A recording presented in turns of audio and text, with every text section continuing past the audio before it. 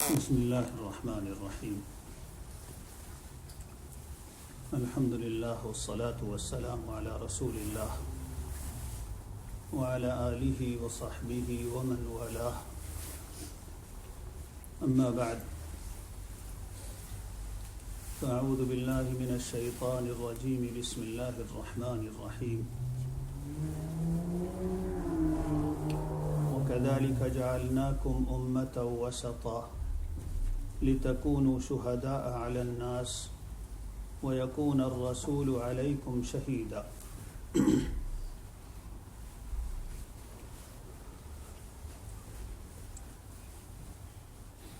اللہ تعالیٰ کا بڑا احسان ہے آپ حضرات پر کہ آپ حضرات کو اپنی پروفیشنل مصروفیات کے ساتھ اس نے علم دین کی رغبت اور شوق اور پھر اس کی تحصیل کی توفیق عطا فرمائی۔ اللہ تعالیٰ اپنی رضا نصیب فرمائے، علم نافع عطا فرمائے، اس پر عمل بھی نصیب فرمائے، اور ساتھ ساتھ نصرت دین اور رسول اللہ صلی اللہ علیہ وسلم کے مشن میں حصہ لینے کی بھی توفیق عطا فرمائے۔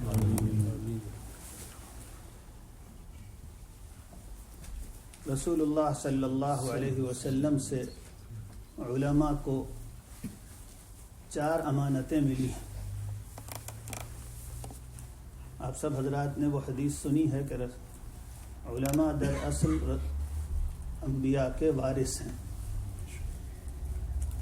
تو چونکہ اس موقع پر اصل مقصود علم کی فضیلت بیان کرنی تھی، اس لیے رسول اللہ صلی اللہ علیہ وسلم نے یہی فرمایا کہ وَإِنَّمَا وَرَّثُوا هَذَا الْعِلْمِ، انبیاء علیہ السلام نے میراث میں یہ علم چھوڑا ہے، لیکن حقیقت یہ ہے کہ اس علم کے اندر عمل بھی آ گیا اور چیزیں بھی آ گئیں۔ عالم در اصل رسول اللہ صلی اللہ علیہ وسلم سے علم کی میراث بھی لیتا ہے، اور عمل بھی ہم کو رسول اللہ صلی اللہ علیہ وسلم سے ملا ہے، اور ظاہری عمل کے ساتھ قلب کی وہ کیفیات، وہ ایمانی کیفیات جن کو اعمال القلوب کہتے ہیں، وہ بھی رسول اللہ صلی اللہ علیہ وسلم کی میراث ہیں، اور علماء اس کے اصل حامل ہیں اور ہونے چاہیے۔ اعمال القلوب یعنی ایمان، یقین، اخلاص، زہد، نصح، اس جیسی وہ خالص شرعی حقیقتیں جو رسول اللہ صلی اللہ علیہ وسلم امت کے لیے چھوڑ کر گئے، ان کو خود حاصل کرنا اور امت تک ان کو پہنچانا سب سے بڑی ذمہ داری علماء ہی کی ہے۔ اور ان تینوں کے ساتھ ساتھ چوتھی ایک ذمہ داری رسول اللہ صلی اللہ علیہ وسلم کے دین کو زندہ کرنا، آپ کی امت کی اصلاح کرنا، اور دین کی حقیقت کو اس میں باقی رکھنا، اور دین کی نصرت اور مدد کرنا۔ تو گویا یہ 4 چیزیں ہماری ذمہ داری ہیں: علم، عمل، اعمال القلوب۔ حضرت شاہ ولی اللہ رحمۃ اللہ علیہ نے اسی اعمال القلوب کو حجت اللہ اس میں ازالۃ الخفا میں اخلاص کے عنوان سے تعبیر کیا ہے۔ مراد صرف اخلاص نہیں بلکہ تمام وہ حقیقتیں جو اعضاء سے انجام نہیں پاتی لیکن دین کا حصہ ہے۔ زہد دین کا حصہ ہے، یقین دین کا حصہ ہے، نصح اور خیر خواہی دین کا حصہ ہے، اخلاص دین کی بنیاد ہے، لیکن ہاتھوں کا عمل تو نہیں ہے، خالص قلبی حقیقت ہے، اور رسول اللہ صلی اللہ علیہ وسلم کی خاص الخاص تعلیم ہے، اور اس سب کے ساتھ پھر نصرت دین۔ آپ حضرات کو، اور میں بھی آپ ہی کے قافلے کا ایک فرد ہوں، بس فرق یہ ہے کہ کچھ عمر زیادہ ہے، ہم بھی طالب علم ہیں، آپ حضرات بھی طالب علم ہیں، ہم سب کو ان 4 امانتوں کا حامل بننا ہے۔ علم کی تحصیل میں مجاہدہ ہو. آپ حضرات علم حاصل کر رہے ہیں، آسان نہیں ہے پروفیشنل لائف کے ساتھ علم حاصل کرنا. یہ ارادہ کرنا اور یہ بھی ایک بڑا مجاہدہ ہے. لیکن علم تو بھائی مجاہدے سے آتا ہے اور ساری عمر کا مجاہدہ ہے. کوئی آدمی علم میں کبھی کامل نہیں ہوتا. وہ لوگ جو اسلامی تاریخ کے سب سے بڑے علماء سمجھے گئے، ان کا بھی یہ حال تھا کہ مرتے دم تک علم میں اضافہ اور تحصیل میں مصروف رہے. حضرت علامہ انور شاہ کشمیری رحمۃ اللہ علیہ کے بارے میں حضرت مفتی شفیع صاحب نور اللہ مرقدہ نقل فرماتے ہیں کہ حضرت کا جب مرض وفات چل رہا تھا تو ڈاکٹروں نے ذہنی محنت سے منع کر دیا تھا، مطالعے وغیرہ سے محنت منع کر دیا تھا. تو دن بھر تو خدام حاضر رہتے تھے اور وہ رکاوٹ بنے رہتے تھے مطالعے سے. لیکن جب رات ہو جاتی تھی اور خدام چلے جاتے تھے تو کتاب ہاتھ میں آ جاتی تھی. حضرت مفتی شفیع صاحب فرماتے ہیں ایک دن تہجد کے وقت میں جو پہنچا تو دیکھا لیٹے ہوئے مطالعہ کر رہے ہیں. تو میں نے عرض کیا حضرت اب وہ کون سا علم بچا ہے جو اس عمر میں اور اس وقت آپ کو حاصل کرنے کی فکر سوار ہے، اور حالت ایسی ہے کہ ڈاکٹروں کو آپ کے بارے میں خطرہ ہے، تو اب آپ ایسے وقت میں مطالعے کا ظلم اپنے اوپر کیوں کرتے ہیں؟ تو فرمایا یہی خطرہ تو ہے کہ اب وقت کم بچا ہے، اسی لیے سوچتا ہوں جو ہو سکے پڑھ لو. اس وقت بھی ان حضرات کو مطالعے کی دھن سوار تھی. ہم لوگوں کو بھی یہ طے کر لینا چاہیے کہ علم میں رسوخ سے کم درجے پر راضی نہیں ہونا ہے. علم میں رسوخ کا مطلب یہ ہے کہ کتاب اللہ اور سنت رسول اللہ اس کا گہرا علم حاصل ہو، سنت کی حکمت پتہ چل جائے. کتاب اللہ کے معانی صرف ظاہری معانی نہیں بلکہ اس کے گہرے معانی تک رسائی ہو. اسی طریقے سے عمل کا حال ہے. آپ حضرات کو بتانے کی ضرورت نہیں، لیکن تذکیر کے طور پر اپنے لیے اور آپ حضرات کے لیے عرض کرتا ہوں، بغیر عمل کے علم وبال ہے. بغیر عمل کے علم وبال ہے. علم نہ حاصل کرنا اور زیادہ بڑی محرومی ہے، لیکن حاصل کرنا اور اس کے بعد عمل نہ ہونا یہ بہت بڑے خسران کی بات ہے. رسول اللہ صلی اللہ علیہ وسلم کی یہ دعا آپ سب مانگتے ہوں گے، اللہم انی اعوذ بک من علم لا ینفع، اللہم انی اعوذ بک من علم لا ینفع. میں سوچا کرتا ہوں کبھی کبھی کون مانگ رہا ہے، کس کو اس بات کا ڈر ہے کہ علم غیر نافع ہو سکتا ہے، جس سے زیادہ اس علم پر عمل کا کسی کو تصور بھی نہیں ہو سکتا. عمل بھی اسی پر تمام، علم بھی اسی پر تمام، اور اسی کے صدقے میں قیامت تک جس کو ملنا ہے عمل ملے گا. ان سے زیادہ عمل کسی نے نہیں کیا اور ان سے اچھا عمل بھی کسی نے نہیں کیا. اس کے باوجود یہ دعا اللہم انی اعوذ بک من علم لا ینفع، اس سے اندازہ ہوتا ہے کہ قلب میں علم کے غیر نافع ہونے سے کیسا خوف ہونا چاہیے. جب رسول اللہ صلی اللہ علیہ وسلم کو اس کا خوف ہے کہ کہیں علم غیر نافع نہ ہو جائے میرے لیے، تو ہم لوگوں کو کتنا ڈرنا چاہیے.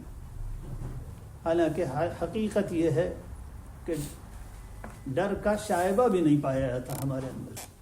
ہفتہ ہفتہ گزر جاتا ہے ہم لوگوں کا، کسی وقت اس کا ڈر ہی نہیں لگتا کہ جو علم حاصل کیا ہے اس پر اللہ کو کیا جواب دیں گے.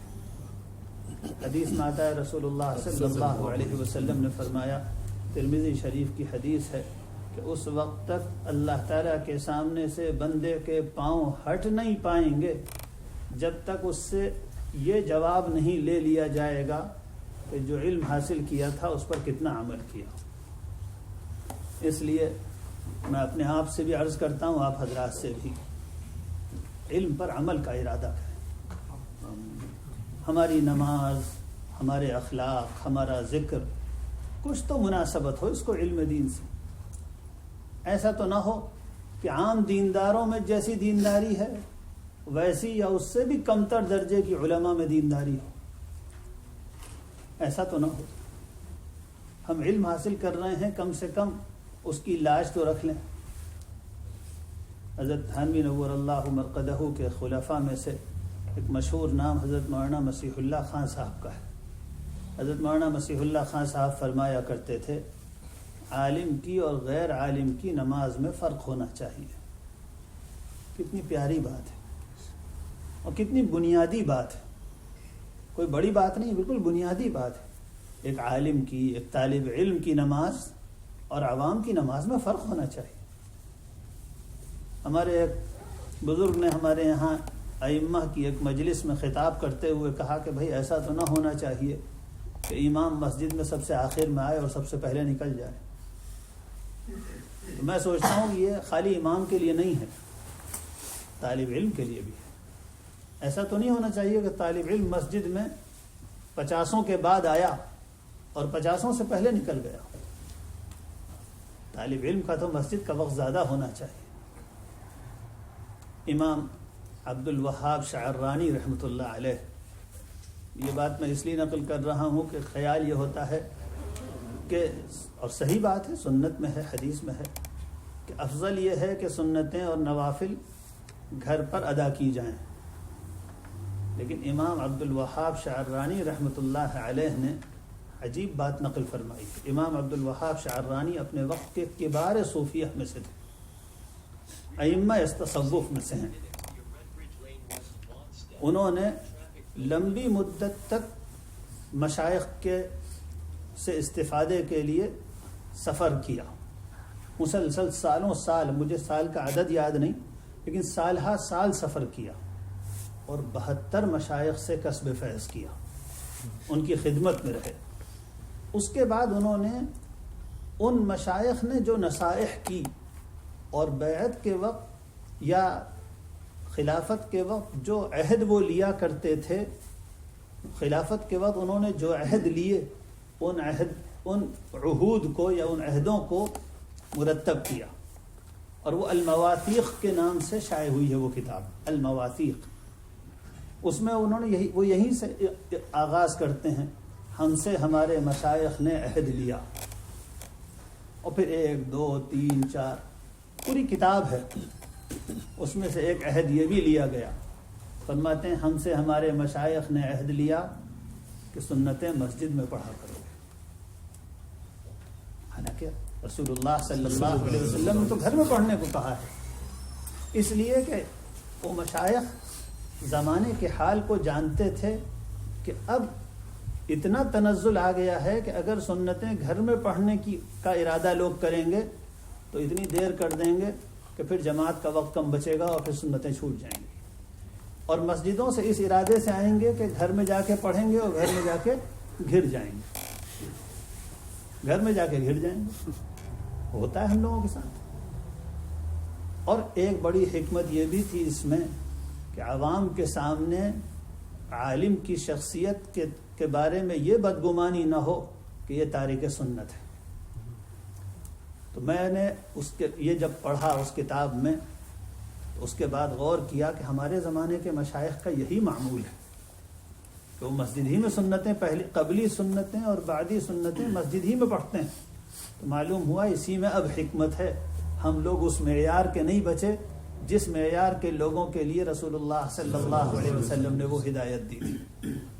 تو جب ہمارے مشائخ نے ہم اس تک کا خیال کیا ہے کہ عوام کے سامنے یہ کیفیت نہ ہو کہ مولوی صاحب سنتیں ہی پتہ نہیں پڑھتے ہیں نہیں پڑھتے ہیں، ہماری بات کا پھر کیا اثر ہو. ہم نے دیکھا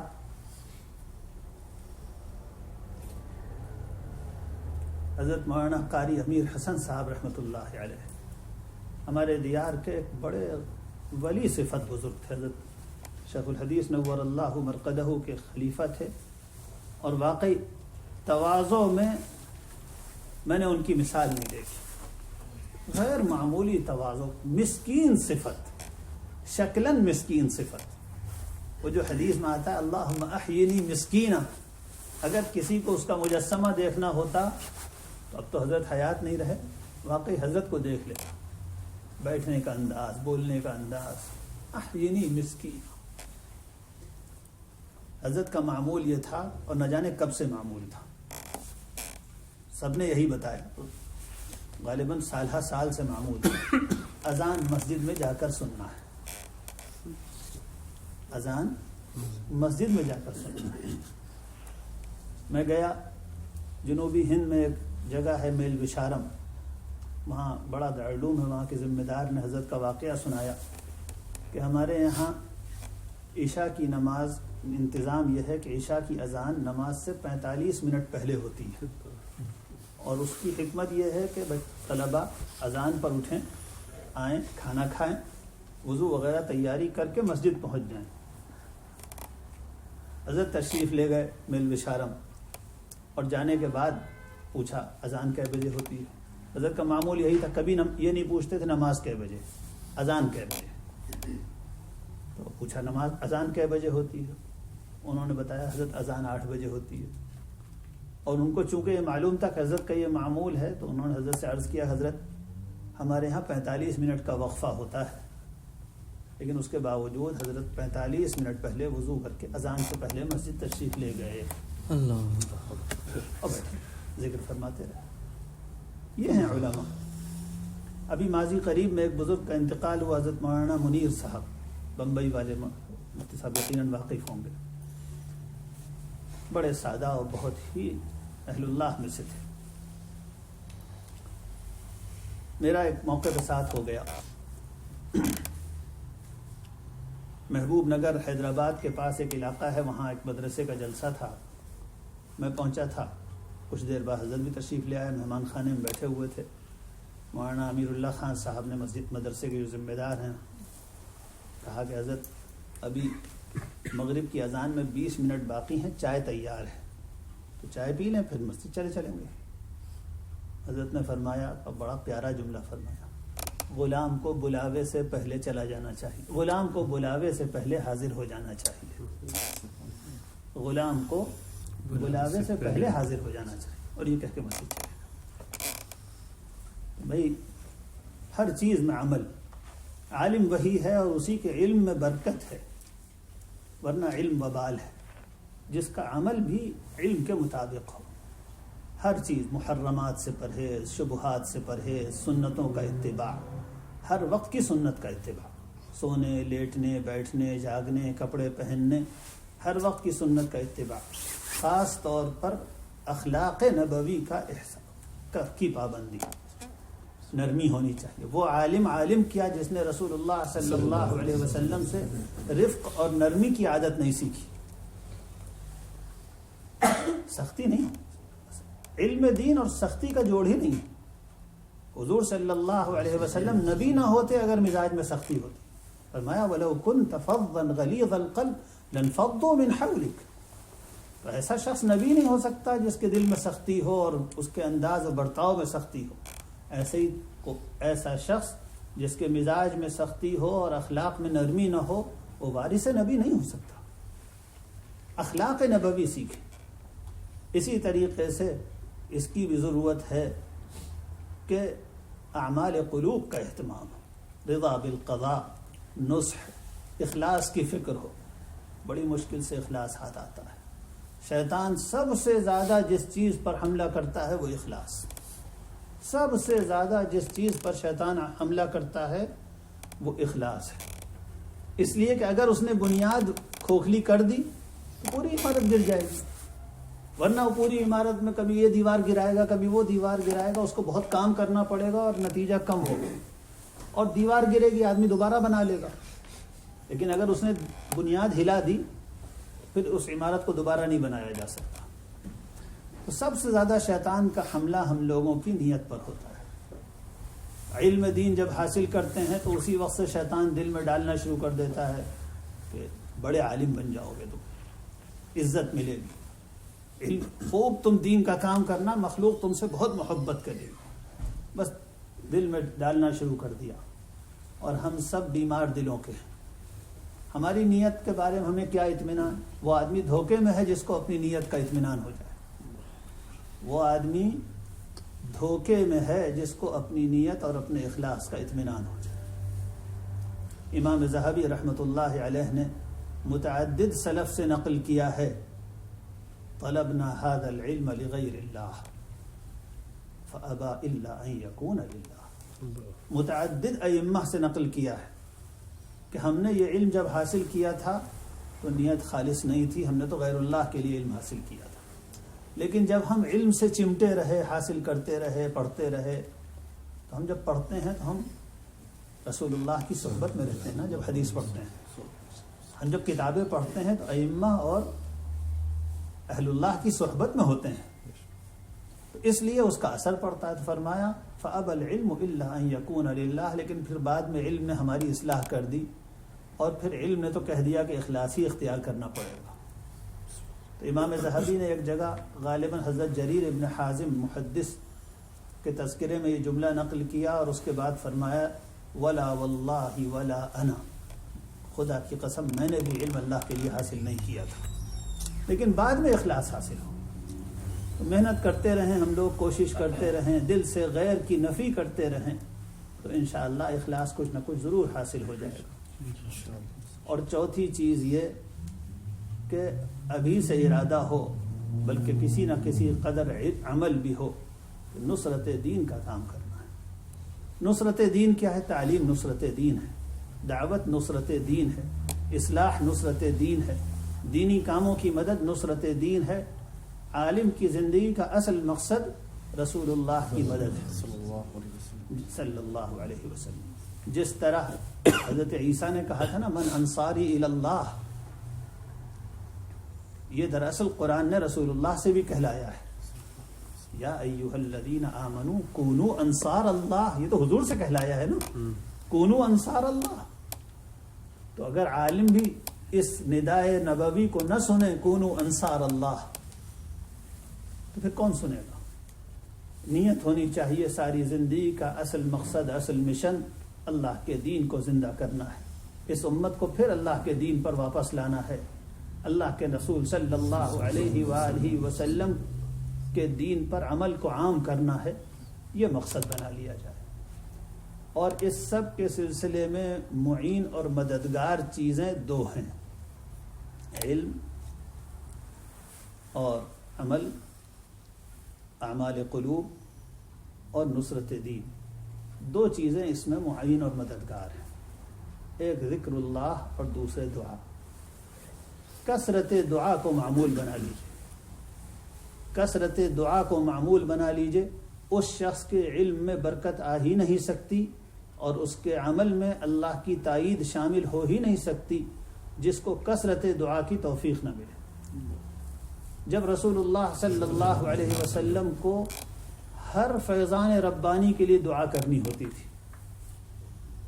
جو بھی حضور صلی اللہ علیہ وسلم کو مقام ملا ہے، جو بھی اللہ تعالیٰ کی طرف سے روحانی نعمتیں نازل ہوئی ہیں، ان سب کی حضور سے پہلے دعا کرائی گئی ہے. ہر چیز کی دعا حضور سے، جو مقام بھی ملا ہے. تو جب رسول اللہ صلی اللہ علیہ وسلم نے دعائیں کی ہیں تو ہم کو بھی کرنی چاہیے، اپنے لیے، اپنے علم کے نافع ہونے کے لیے، توفیق کے لیے، تقوی کے لیے، اخلاص کے لیے، نصرت دین کی توفیق کے لیے مسلسل دعا بنا رہے. آدمی صبح شام چلتے پھرتے اللہ کے دربار سے چمٹ جائے تو انشاءاللہ علم نافع بھی عطا ہوگا اور اللہ تعالی عمل، اخلاص اور نصرت دین کی توفیق بھی عطا فرمائیں گے انشاءاللہ. اللہ تعالی کہنے والے کو بھی یہ دولت عطا فرما دے، آپ حضرات کو بھی نصیب فرمائے. آپ حضرات نے جو ارادہ کیا ہے بہت مبارک ارادہ ہے، اور اللہ تعالیٰ اگر اللہ کو آپ کے ساتھ خیر کی کا ارادہ اور اللہ کی مرضی نہ ہوتی تو کبھی آپ کو اپنی پروفیشنل لائف کے ساتھ علم دین سے نہ جوڑتا. سوچنا چاہیے دنیا میں کروڑوں مسلمان ایسے ہیں جن کو اللہ تعالیٰ نے دنیا کے مشغلوں میں لگا رکھا ہے. کسی کا اصل مشغلہ پلاسٹک ہے، کسی کا مشغلہ لوہا ہے، کسی کا مشغلہ کمپیوٹر ہے. سب حقیر مخلوق ہے. آپ کو اللہ تعالیٰ نے اپنے نبی اور اس کے دین کے ساتھ مشغول کر دیا. کیسی بڑی عزت ہے. اللہ تعالیٰ اس مشغلے کو مبارک فرمائے اور مرتے دم تک اس کے ساتھ جوڑے رکھے. سبحان اللہ و بحمدہ، سبحانک اللہم و بحمدک، نشہد ان لا الہ الا انت، نستغفرک و نتوب الیک. جزاکم اللہ.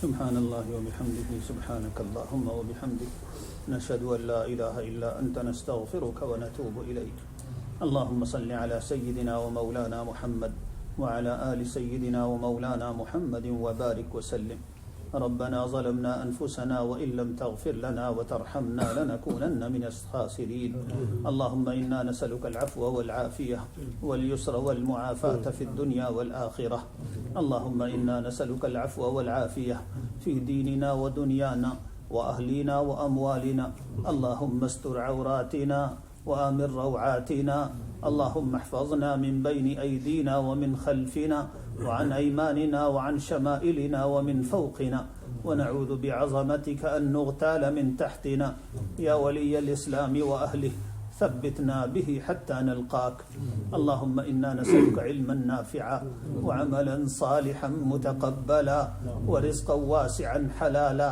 وشفاء من كل داء اللهم أدر علينا فضلك وأسبغ علينا نعمتك وأفض علينا رحمتك وأنزل علينا بركاتك واجعلنا من عبادك الصالحين اللهم إنا نعوذ بك من علم لا ينفع ومن قلب لا يخشع ومن نفس لا تشبع ومن دعوة لا يستجاب لها اللهم إنا نسألك قلوبا أواهة منيبة مخبتة في سبيلك ربنا أعنا ولا تعن علينا وانصرنا ولا تنصر علينا وامكر لنا ولا تمكر علينا واهدنا ويسر الهدى لنا وانصرنا على من بغى علينا ربنا اجعلنا لك ذكارين ربنا اجعلنا لك ذكارين لك رهابين لك مخبتين إليك أواهين منيبين ربنا تقبل دعوتنا واغسل حوبتنا وأجب دعوتنا وثبت حجتنا وسدد ألسنتنا واهد قلوبنا واسلل سخيمة صدورنا اے اللہ ہم آپ کے بندے آپ کے حضور میں حاضر ہیں علم دین حاصل کرنا چاہتے ہیں عمل صالح سیکھنا چاہتے ہیں آپ کے رسول صلی اللہ علیہ وآلہ وسلم کے دین کی مدد کرنا چاہتے ہیں اے اللہ بات بڑی ہے منہ چھوٹا ہے ہم اس قابل تو نہیں ہیں لیکن اے اللہ جب آپ نے علم کے ایک مرکز تک پہنچایا ہے تو ہم کو قبول بھی فرما لیجئے قبول فرما لیجئے قبول فرما لیجئے ہمیں علم و فہم کی دولت عطا فرمائیے اخلاص نصیب فرمائیے عمل صالح نصیب فرمائیے اے اللہ اس ادارے کو قبول فرما لیجئے اے اللہ اس ادارے میں اپنی تائید رکھ دیجئے یہاں سے علم کا نور پھیلا دیجئے یہاں اے اللہ علم کی ضیاء جلا دیجئے اے اللہ خیر مقدر فرما دیجئے ربانیت کی دعوت عام فرما دیجئے ہم سب کو ربانی علماء میں شامل فرما دیجئے اے اللہ ہماری دنیا کی ضرورتیں بھی پوری فرما دیجئے غیب سے پوری فرما دیجئے ہمارے مسائل بھی حل فرما دیجئے اپنی تائید عطا فرما دیجئے اے اللہ جو مانگا وہ بھی دے دیجئے اور جو نہیں مانگا وہ بھی عطا فرما دیجئے اللہم انا نسألک من خیر ما سألک عبدک ونبیک محمد صلی اللہ علیہ وسلم ونعوذ بک من شر ما استعاذک منہ عبدک ونبیک محمد صلی اللہ علیہ وسلم لك العتبى حتى ترضى وأنت المستعان وعليك البلاغ والتكلان ولا حول ولا قوة إلا بالله العلي العظيم وصلى الله وسلم وبارك وأنعم على خير خلقه محمد وعلى آله وصحبه أجمعين برحمتك يا أرحم الراحمين. الحمد لله.